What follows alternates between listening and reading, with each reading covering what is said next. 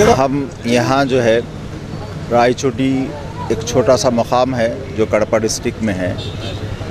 इसमें हम लोग सारे मुसलमान, सारे शहर के लोग वक्फ की प्रॉपर्टी जो इस वक्त गवर्नमेंट के एक्वायर करे हुई है उसको डी नोटिफाइड कराने के लिए हम दरख्वास्त करते हैं। और जो है ख़ास कर जो 12 एकड़ ज़मीन, 12.5 एकड़ के करीब की ज़मीन है जिसमें जो है कॉलेज और स्कूल चलाया जा रहा है, और 11.16 एकड़ ज़मीन जो है खाली है इस वक्त, वो हमको वापस करने के लिए हम दरख्वास्त कर रहे हैं गवर्नमेंट से, जो हमारे ही कब्ज़े में है, बग़ैर हमारे पूछे के कुछ काम नहीं हो सकता है वहाँ।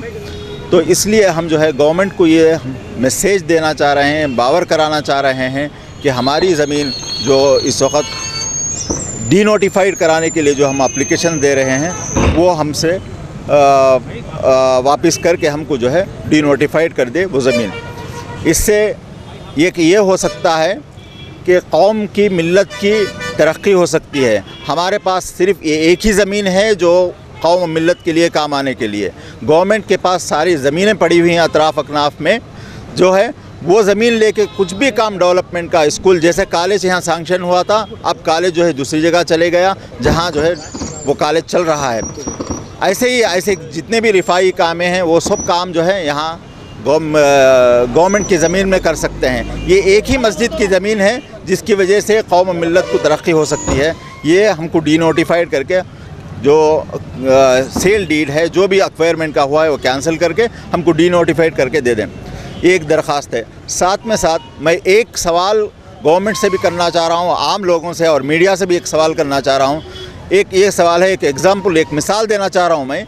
एक भूखे को खाना खिलाने के लिए, एक भूखे को गवर्नमेंट भूखे को खाना खिलाना चाह रही है, दूसरा भी एक भूखा ठहरा हुआ है, उसको वो खाने में से लेके जिसका भूख मिटाने के लिए जो खाना दिया गया है उसमें से निकाल के दूसरे के भूख मिटाते हैं, या और कहीं से दूसरा इंतज़ाम करके उसकी भूख मिटाते हैं। ये हमारा सवाल है सब लोगों से, ख़ासकर गवर्नमेंट से ये सवाल है हमारा। लिहाजा रिफाई काम में, जो वेलफेयर के काम में जो ज़मीन दी गई है मस्जिद के लिए, वो ज़मीन जो है वो रिफाई काम में ही खर्च होना चाहिए और रिफाई काम के लिए होना चाहिए, ना कि ये ज़मीन जो है दूसरे और कामों के लिए। हाँ, जो काम के लिए आपने लिया था ज़मीन 1930 में जो लिए थे आप, 1933 में लिए थे, 1951 में जो ज़मीन लिए थे, वो पर्पस आपका सॉल्व हो गया है, वो पर्पस फुलफ़िल हो गया है। अब उसके अलावा अब जो ज़मीन बची हुई है, कीमतें इतनी बढ़ जाने की वजह से भी और गांव का पॉपुलेशन भी बढ़ जाने की वजह से ये सारी ज़मीन जो है तीसरे लोगों की इस पे आँख पड़ी हुई है, जो गैर मुनासिब है, गैर उसूली है, उनका कोई दखल नहीं है। डेवलपमेंट कमेटी के नाम से इसमें हमारे केस में मिस रिप्रेजेंट करके, मिसगाइड करके हमको हर लेवल में अड़चने डालते जा रहे हैं ये लोग। अल्लाह के वास्ते, खुदा के वास्ते हम इनसे दरख्वास्त करते हैं, आइए बैठेंगे, बात करेंगे, क्या उसूलात हैं वो उसूल पे बैठ के बात करेंगे। मगर ये लोग आगे नहीं आ रहे हैं, हमारे से पीछे से वार कर रहे हैं, पीछे से सब चीज़ें कर रहे हैं। इनके वास्ते फिर हम दोबारा आप मीडिया के थ्रू से हम एक दावत देना चाहते हैं कि आइए बैठेंगे, बात करेंगे, अगर कुछ मसला सुलझता है तो सुलझाएंगे।